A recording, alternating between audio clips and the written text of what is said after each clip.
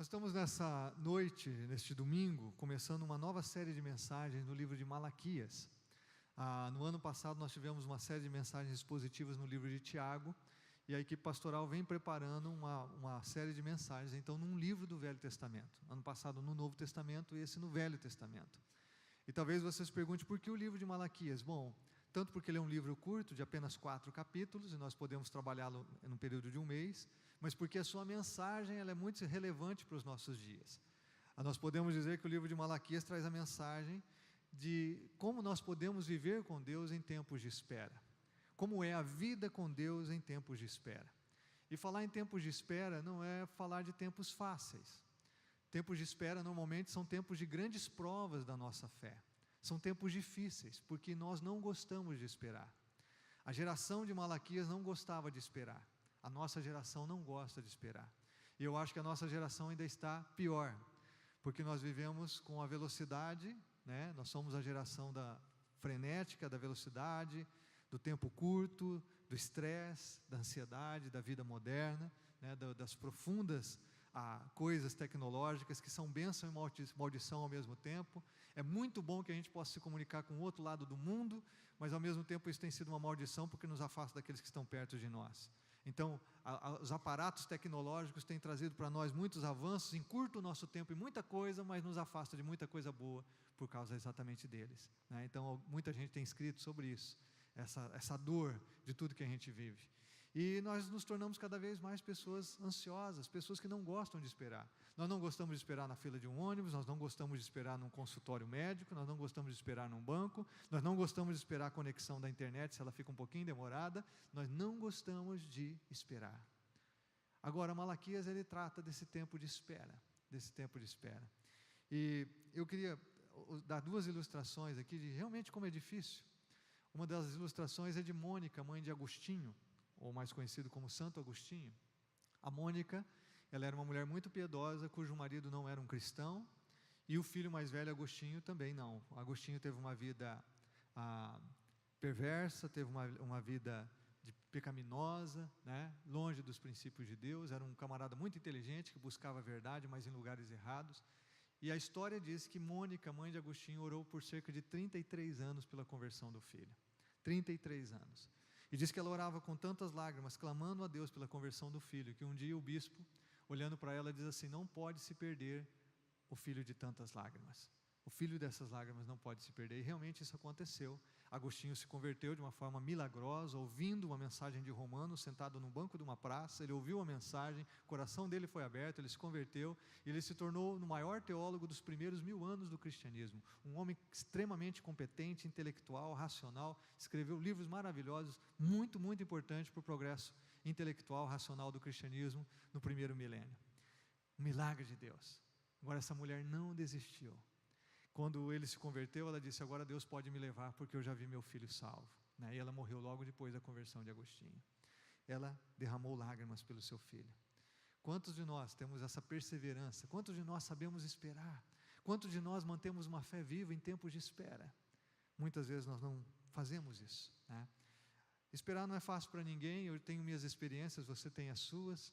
Tem momentos que são muito difíceis, e eu queria compartilhar um pedacinho da minha história. Por várias vezes, quando Deus me mandava esperar, eu queria agir pela minha força, agir do meu jeito, colocar o carro na frente dos bois, como diz por aí.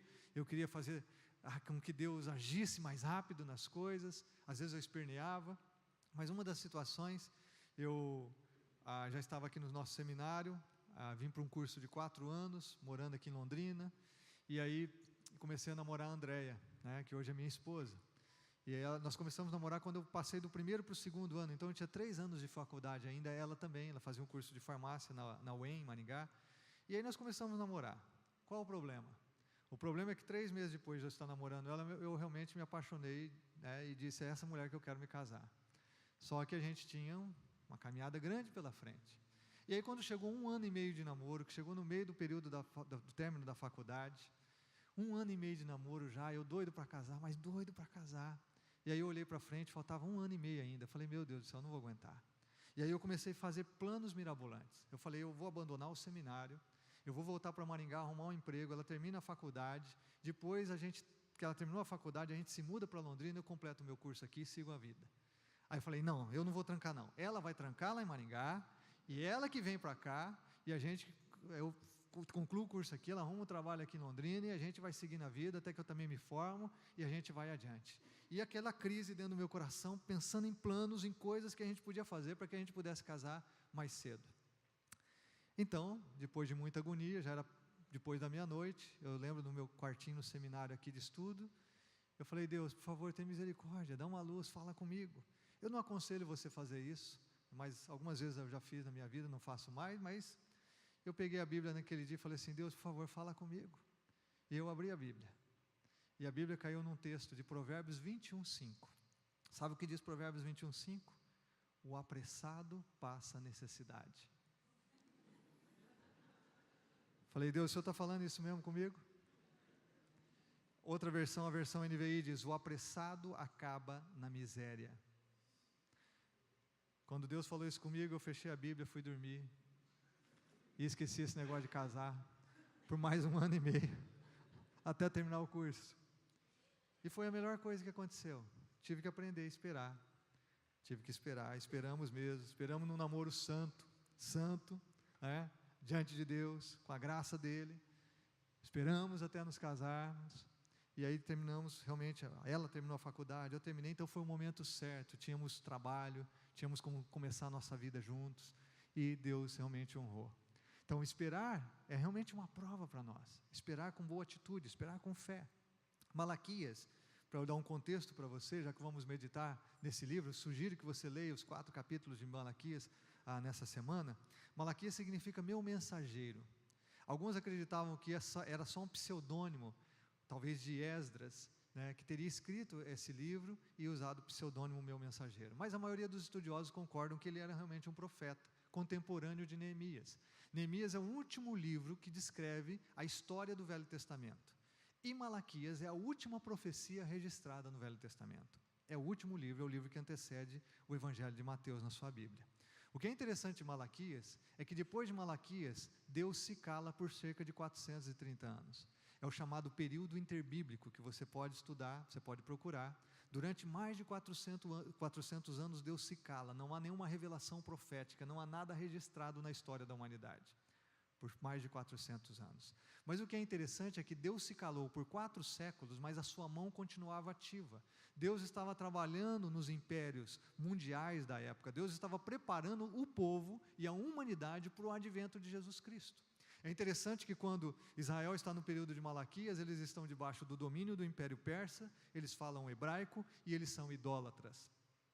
Quando nós chegamos no Novo Testamento, no Evangelho de Mateus, Israel agora já está debaixo do domínio romano, eles falam aramaico e grego, e eles agora não são idólatras mais. Nunca mais o povo judeu adorou outro Deus a não ser o Deus da Bíblia, o Deus Criador. Nunca mais. O povo judeu teve esse problema. Nunca mais teve esse pecado. Eles foram curados da sua idolatria nesse período interbíblico em que Deus se calou. E talvez você pense assim, puxa, mas o que um livro como esse tem a ver com a gente? Tem a ver porque o povo da geração de Malaquias, a liderança religiosa, os sacerdotes, eles haviam se corrompido. Eles mantinham uma religião, mas eles estavam de fato afastados de Deus, porque eles não sabiam esperar. Deus havia dado promessas de que eles seriam novamente uma nação forte. Deus havia reconstruído o templo, e a cidade de Jerusalém, a identidade deles como nação através de Esdras, Neemias, Zorobabel, mas eles não viam o cumprimento das promessas de Deus. Eles achavam que Deus os havia abandonado, que nunca mais Deus teria realmente um plano de sucesso e de êxito para eles como nação, que nunca mais Deus revelaria a sua glória a eles. E então, nesses tempos de espera, eles foram paulatinamente, devagarzinho, eles foram se afastando de Deus e perdendo a fé. A profecia de Malaquias é muito importante para nós que também passamos por períodos de espera, para nós que enfrentamos tempos em que parece que Deus não está respondendo nossas orações, ou que não há nenhuma revelação nova de Deus, parece que Deus não está fazendo nada novo na nossa vida. Nós vivemos muitas vezes tempos como o da geração de Malaquias. O que é lindo nesse livro é que Deus alerta o povo a voltar ao caminho, uma fé genuína, firme no Deus que não muda, e também traz profecia maravilhosa do que Deus iria fazer nessa nação.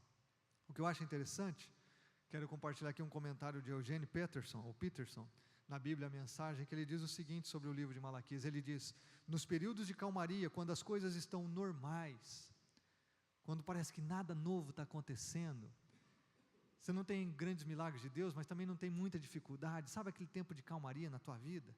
Ele diz assim: nosso interesse por Deus fica espremido num canto da nossa vida, da nossa agenda, nos tornamos preocupados demais com nós mesmos. É quando a religião fica banalizada e reduzida a perguntas sobre Deus, a alguns questionamentos, nós desafiamos Deus, nós nos queixamos dele, considerando a adoração a Deus um mero hobby, uma diversão, administrando nossas questões pessoais, conforme a nossa conveniência, como se a palavra de Deus não tivesse nada a dizer sobre os assuntos do nosso dia a dia. É uma época em que realizamos as atividades comuns da vida, como se Deus estivesse alheio aos assuntos cotidianos da nossa existência. Então, o que estava acontecendo com a geração de Malaquias? Eles estavam vivendo um tempo difícil, mas ao mesmo tempo um tempo estável. Era difícil, sim, mas era também um tempo de não grande sofrimento. Era um tempo que eles estavam debaixo do Império Persa, mas ao mesmo tempo eles tinham liberdade de culto, de adoração, de plantar, de colher e de buscar a sua sobrevivência. E é interessante que esses tempos de calmaria também fazem com que a gente perca a intensidade da nossa fé, a intensidade do nosso relacionamento com Deus. E aí nós vemos então Malaquias trazendo uma profecia de advertência à nação de Israel. Eu quero pedir que você abra a sua Bíblia em Malaquias capítulo 1. Malaquias, como eu disse, é o livro que antecede o Evangelho de Mateus, facinho de você achar aí na sua Bíblia. Queria que você abrisse no capítulo 1, nós vamos ler quase o capítulo todo, e eu queria que Deus realmente falasse ao seu coração.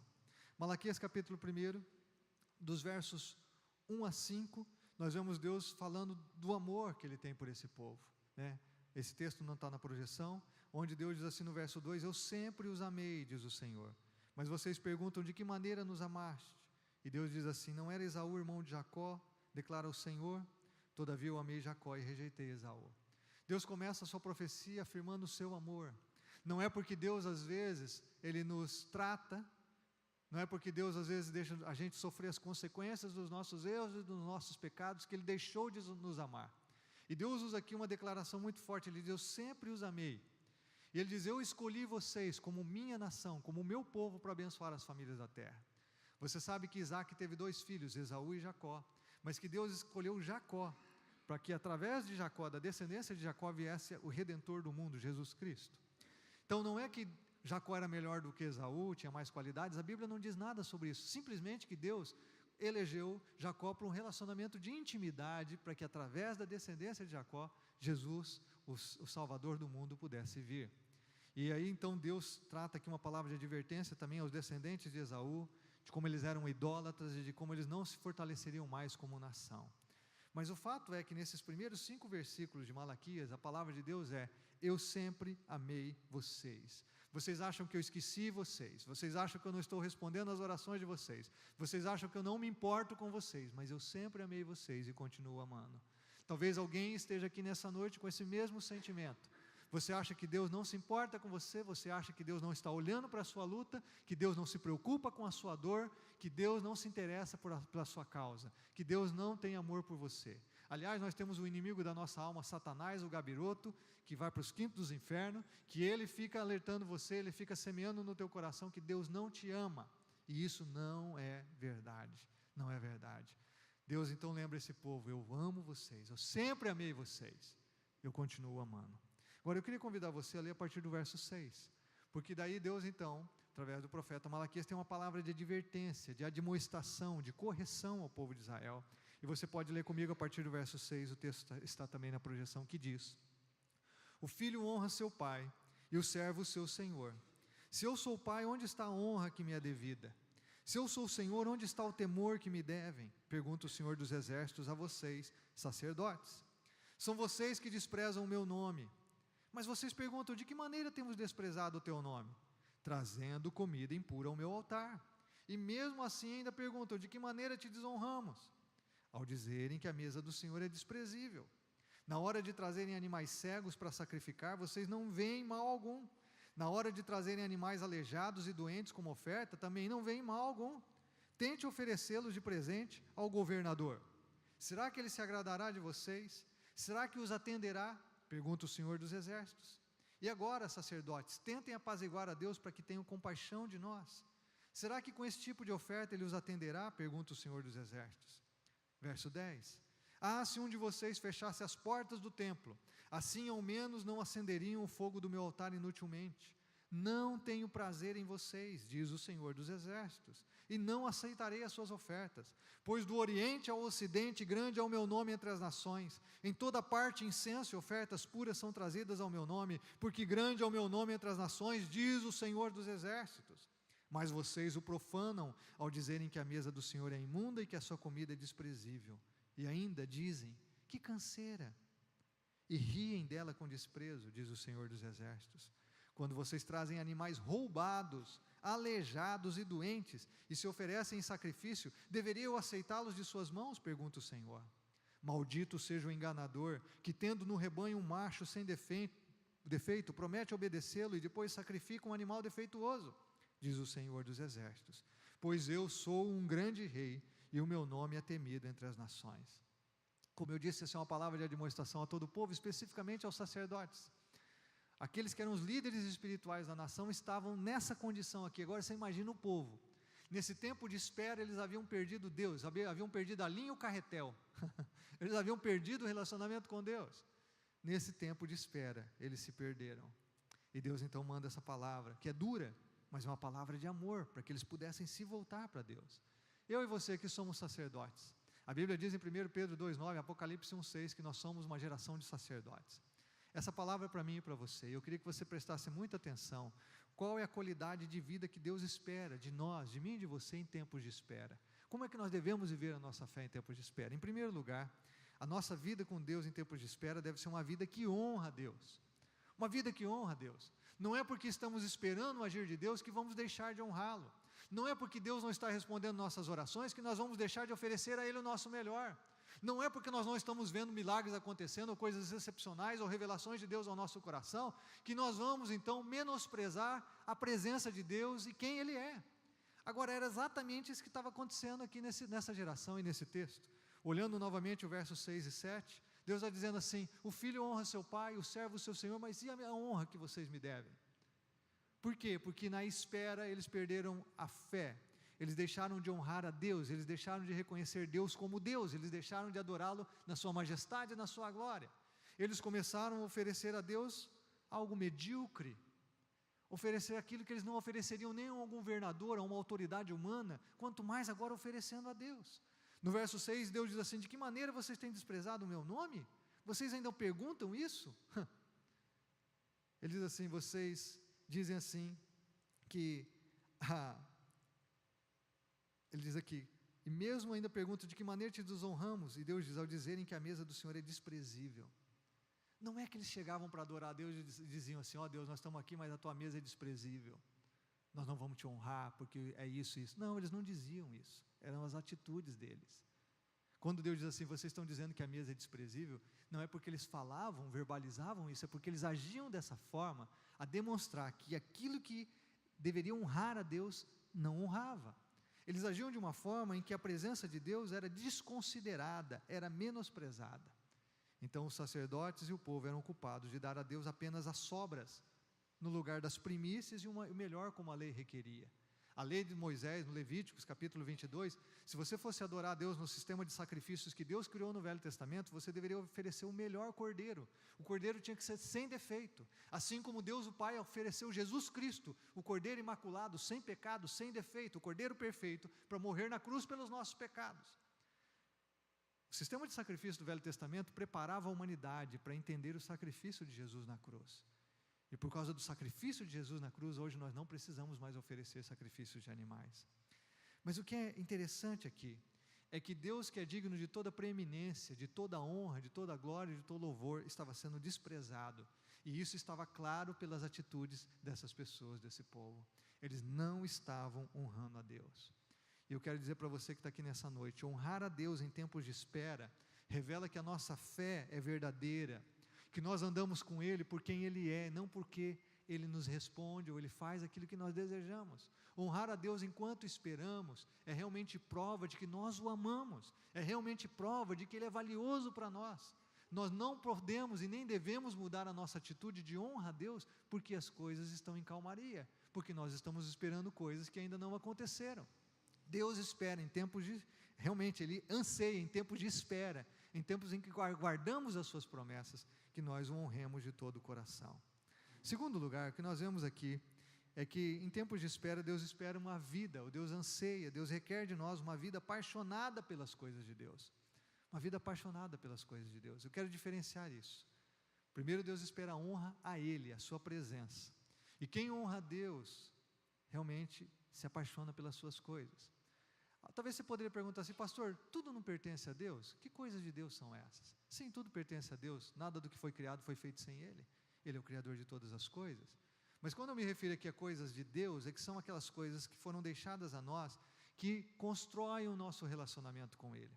São as coisas de Deus que fazem com que o nosso relacionamento com Ele se torne mais chegado, que nós construamos uma amizade com Ele, que a gente desfrute da presença de Deus bem pertinho de nós. As coisas de Deus, vou citar algumas, como a oração, como a meditação na palavra, como a adoração num culto público, como a sua devoção à vida diária, como o seu ministério, o seu serviço no reino de Deus. Essas são coisas de Deus que nos aproximam dEle, que possibilitam em nós o fluir do Espírito, que nos tornam mais íntimos de Deus, porque o nosso coração vai se tornando como o dEle. O que acontece com esse povo aqui é que eles têm agora um desprezo, um menosprezo, uma falta de entusiasmo pelas coisas de Deus. Observe o verso 8 comigo, diz que eles trazem animais cegos para sacrificar, eles trazem animais aleijados, doentes. O texto mais à frente diz até animal roubado. Já pensou, o cara roubou um animal ali e trouxe para adorar a Deus. Olha o ponto que esse povo chegou. Qual que é a ideia aqui? Deus diz assim: você vai trazer o melhor para mim. Aí o cara fala: é para Deus mesmo? Vou dar esse cabritinho aleijado aqui. Eu vou pegar aquele que é melhor para mim, porque aquele lá, o carrezinho do carneiro vai ficar melhor. A picanha do carneiro, o pernilzinho do carneiro vai ficar melhor para eu comer. Eu vou dar o aleijado para Deus, eu vou dar o cego. Eu vou dar aquele que é doente, que eu não posso vender para as pessoas, esse eu vou dar para Deus, porque para Deus qualquer coisa vale. Para Deus de qualquer jeito. É igual a gente aqui, às vezes a gente dá um cincão rasgado, que nem um mendigo pega. É para Deus mesmo, vou dar um cincão aqui para aliviar minha consciência. Não é isso. O ser humano tem a tendência de ser medíocre nas coisas de Deus. Medíocre nas coisas de Deus. Eu quero que você entenda aqui que isso não é só uma marca da geração de Malaquias. Isso é uma marca da geração que faz parte da humanidade. Talvez em todas as gerações vamos encontrar pessoas que não tinham paixão pelas coisas de Deus, paixão pelas coisas que promovem um relacionamento com Deus, com aquilo que nos aproxima de Deus.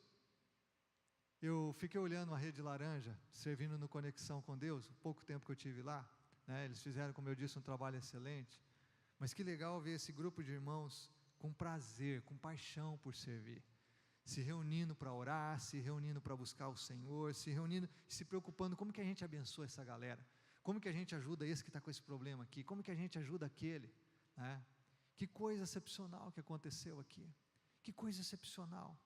A rede trabalhando realmente em conjunto, com força, com graça, apaixonadamente por Jesus e pelo desejo de abençoar pessoas.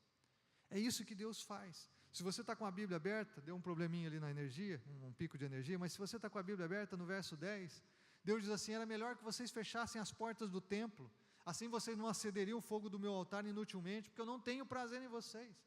Deus está dizendo para esse povo assim: é melhor vocês fecharem a igreja, porque eu não tenho prazer em vocês. Porque quando vocês vêm me adorar, vocês não estão fazendo isso de coração, vocês menosprezam aquilo que aproxima vocês de mim. E aí, meus irmãos, aqui tem muito para a gente pensar.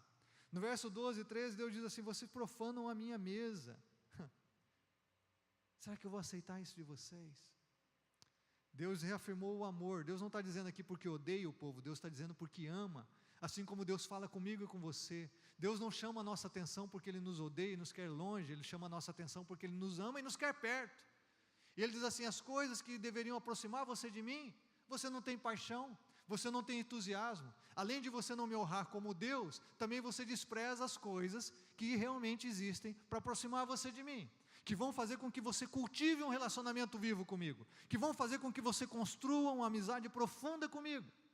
E aí vale a pena a gente pensar, se nós não estamos com aquela máxima do capitalismo, em que a gente quer o máximo de lucro com o mínimo de custo, menor custo-benefício.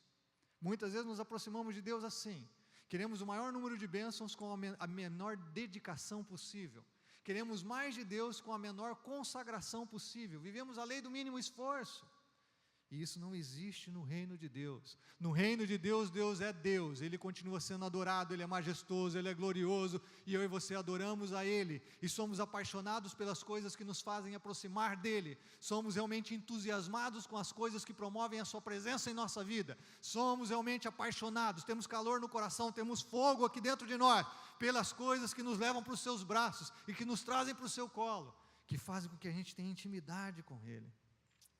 Os sacrifícios dos sacerdotes que o povo oferecia, deveria ser uma adoração, deveria ser um culto, mas não era, era algo frio, distante, religioso, um mero exercício religioso, faltava calor, entusiasmo, faltava paixão, e aí cabe a mim e a você avaliarmos. Irmãos, quando nós nos reunimos aqui como igreja, existe paixão no nosso coração, existe entusiasmo na nossa alma, existe calor, fogo do Espírito na nossa vida, nós estamos aqui para cultuar. Lembra, você não veio a um culto, você veio cultuar. Culto não é esse lugar, isso aqui não é a igreja somos nós, e culto significa que você veio em adoração, cultuar a Deus, oferecer o seu culto a Deus. Nós não somos espectadores, nós não viemos ver ninguém pregar, ninguém cantar, nós viemos cultuar a Deus. Esse povo aqui se reunia para fazer um mero exercício religioso, era desonesto, estava distante de Deus, estava em pecado, não se importava em honrar a Deus e nem se preocupava com as coisas dele. E muitas vezes eu e você podemos vir a um culto, podemos ler uma Bíblia, podemos servir em algum ministério de forma relaxada e medíocre. O que acontece é que quando não honramos a Deus, logo nos tornamos frios e indiferentes com as coisas que nos ligam a Ele, que nos aproximam dEle, que mantém o nosso relacionamento. Deixa eu perguntar para você uma coisa, algumas perguntas que são difíceis, mas que vale a pena. Quando nós agimos, por exemplo, irmãos, com um nível de compromisso em nosso trabalho, e outra em nossa participação na igreja, nós não estamos menosprezando as coisas de Deus? Eu não sei se você recebeu um texto no WhatsApp, até minha esposa compartilhou com várias pessoas, a diferença entre a igreja e o trabalho. Não sei se você viu esse texto. Às vezes no WhatsApp surgem algumas coisas interessantes.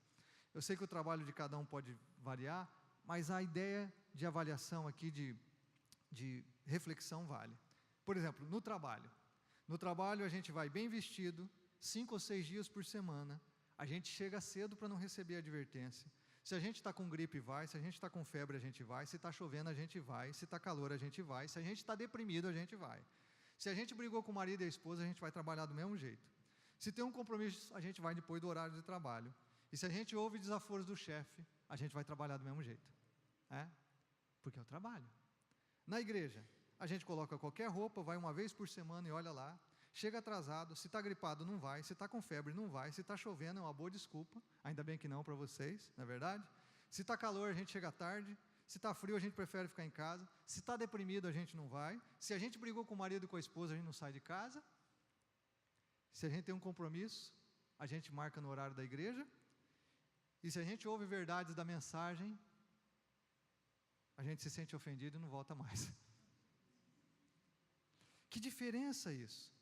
Deixa eu perguntar para você, quando nós realizamos as coisas concernentes do nosso ministério com uma disposição inferior a que devotamos aos nossos alvos pessoais, nós não estamos pecando, sendo negligentes com as coisas de Deus, quando não separamos tempo para o cultivo da nossa amizade com Deus, através da oração, da palavra, será que nós não estamos agindo como uma geração de Malaquias? Quando nós chegamos atrasados na igreja, mas nós não fazemos isso numa festa, num cinema, num jogo de futebol, será que nós não estamos menosprezando as coisas de Deus? Quando nós não levamos a sério aquilo que Ele fala na palavra, mas a gente leva a sério uma mensagem no WhatsApp, no Facebook, sei lá, no Instagram, ou mesmo num canal de televisão, ou no jornal escrito, nós valorizamos, acreditamos no que os jornalistas dizem, mas não acreditamos no que Deus diz na sua palavra. Será que nós não estamos menosprezando as coisas de Deus? A palavra de Deus é essa, que em tempos de espera nós devemos honrar a Deus por quem Ele é, e segundo, nós devemos manter um nível de paixão, de amor pelas coisas que nos aproximam dEle, pelas coisas que constroem a nossa amizade com Ele. E último lugar, a vida de espera em Deus é uma vida sem fachada religiosa, sem óleo de peroba na cara, sem maquiagem. É uma vida em que a gente é íntegro diante de Deus, é uma vida coerente com a nossa fé, onde Deus é levado a sério. Você vê que o nível de comprometimento nesse texto ele é maravilhoso. E o que é uma vida de fachada religiosa? Vou usar uma expressão aí. É que a gente dá migué em Deus. Tem gente que gosta de dar migué em Deus. Eu faço que vou e Deus faz que ouve. Eu faço que oro e Deus faz que responde. Eu faço que leio a Bíblia e penso e creio nela, mas na verdade, né? Então eu dou migué em Deus. Tem muito nó cego espiritual, irmão, fala a verdade. Tem nó cego espiritual, tem picareta espiritual, né? A gente dá migué em Deus. É isso que esse povo estava fazendo aqui, dando migué. Por isso, olha o verso 14 que Deus diz: maldito seja o enganador que, tendo um rebanho no macho sem defeito, promete oferecer, depois sacrifica um animal defeituoso, diz o Senhor dos Exércitos, pois eu sou um grande rei, o nome é temido entre as nações. Maldito esse cara enganador, esse cara que fica dando migué em mim, que Deus não se engana, não se deixa escarnecer por ninguém, dele não se zomba. Deus diz assim: maldito esse cara, que na hora do apuro, que me busca, ele promete um monte de coisa, e depois que ele recebe a minha bênção, depois que eu respondo a oração, depois que eu ajo naquela situação, ele diz assim: Deus, não era bem assim. Quantos de nós na hora de uma crise a gente diz assim: Deus, se o Senhor fizer isso, Deus, puxa, eu vou ser o melhor crente que uma igreja pode ter. Senhor, eu vou ser o melhor. Vocês já ouviram isso de um cara: pastor, quando eu me converter, eu vou ser o melhor crente, melhor do que a maioria do que está lá, hein? Melhor. Pois é, eu acredito, sabe que eu acredito. A pessoa diz assim: Deus, se o Senhor agir, Senhor, olha, eu vou ler a Bíblia todo dia, vou compartilhar do teu amor, vou até servir no ministério.